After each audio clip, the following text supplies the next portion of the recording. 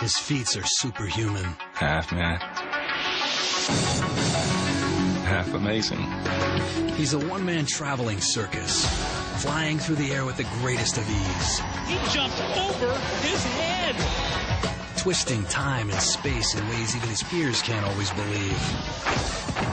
People just don't know what the world did this boy just do. Despite his youth, he has faced a lifetime of adversity. I mean, he really stunk. You say I can't handle the big games. At some point in time, you're going to swallow your words. Off the court, his world was crashing down around him. He was betrayed by a trusted friend. I'm angry now because you took this child's money. And then deserted by another. He was disappointed because he saw a bright future for the both of us. I didn't see it that way. While Vince excelled on the world stage, his brother languished in the county jail. You never want to see anyone have to be arrested. 4 walls and a door. If you don't get to know yourself better in that situation, you'll never know. He has invited criticism. I made it clear to both sides. I said, I'm going to go get my degree. I said, but I'm going to go play in that game. And he has demanded accountability. I was just sitting there like shaking. I said, Coach, I'm going to get open. I'm going to get us a shot. I'm going to win the game. Carter trying to get free. This is Vince Carter, Beyond the Glory. Absolutely outstanding. Unbelievable. That he's done on baseball. Do you have anything to say to your fans?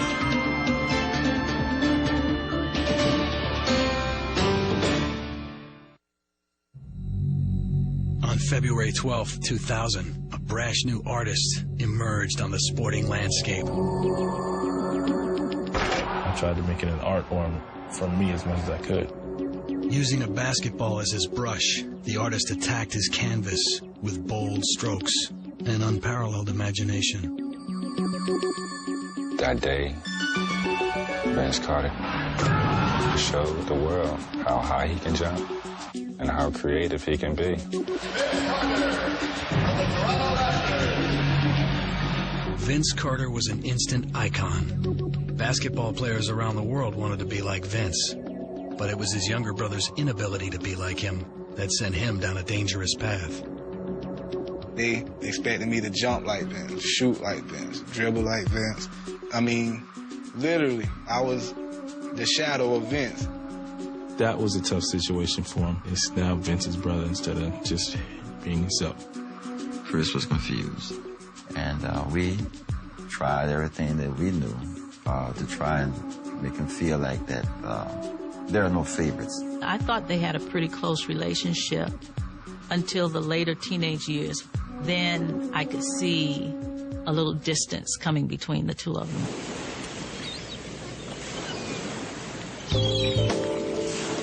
The Carter brothers were born and raised in Daytona Beach, Florida.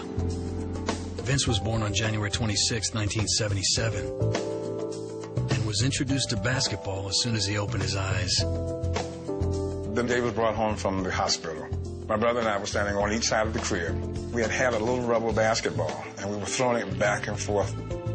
He's had a basketball in his hands before he could sit up and been dribbling since he was 2. When Vince was 7, his parents divorced. Vince and his younger brother Chris remained with their mother. It was an ugly thing for me, just being a young kid and experiencing that. I just knew that, there was a reason for it.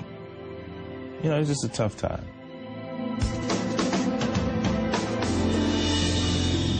Michelle became involved with a fellow school teacher, Harry Robinson, and 3 years later they were married. He used to take me to football practice, he used to take me to basketball practice, pick me up. It was pretty neat.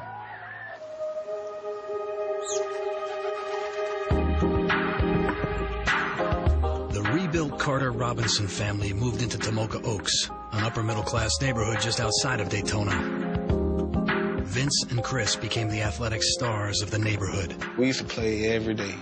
Had to come back in, finish homework, then play all night long. I was always on the diamond playing at the recreation centers. I tried to skateboard. I tried to do all that stuff just because I just enjoyed to try new things and I just enjoyed playing.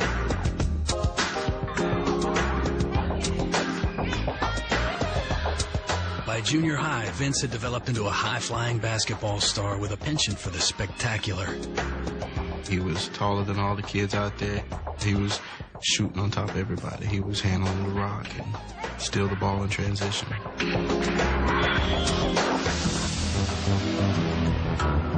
Vince graduated to Mainland High School, where he took over a second team, the school's marching band. His stepfather was Mainland's band director and instilled in him a love of music. It wasn't the typical thing to do as far as an athlete is concerned, but I was around it so much to where I learned to gain respect for people who play music.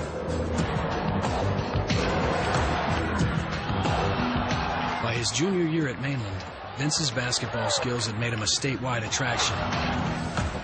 Students and fans swarmed the antiquated gymnasium, forcing the school to broadcast the games on closed-circuit television and seat the overflow crowd in the cafeteria.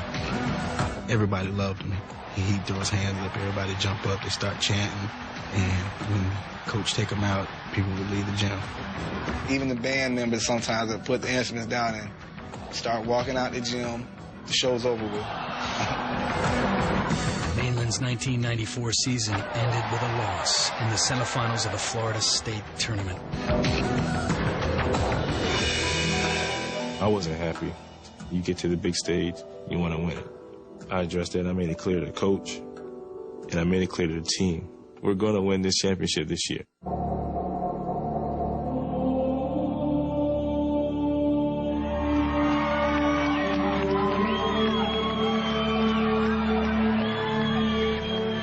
Mainland's biggest obstacle was the #1 team in the state, Miami's Northwestern High, and their star center, Tim James.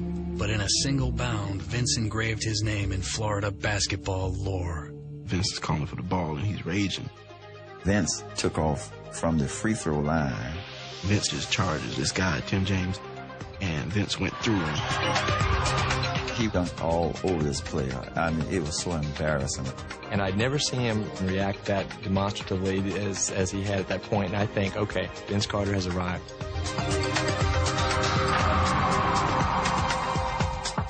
The human highlight film. Carter says, get out of here. Everyone's on their feet in Tallahassee. Mainland rode the momentum of Vince's dunk and coasted to the state title, the school's first. We told him we were going to do it, and we did it. It's like a big party in there. The Carter family celebrated Mainland's victory, but tension was growing in the household. Vince's younger brother, Chris, now a freshman at Mainland, was feeling pressure to replicate his brother's exploits.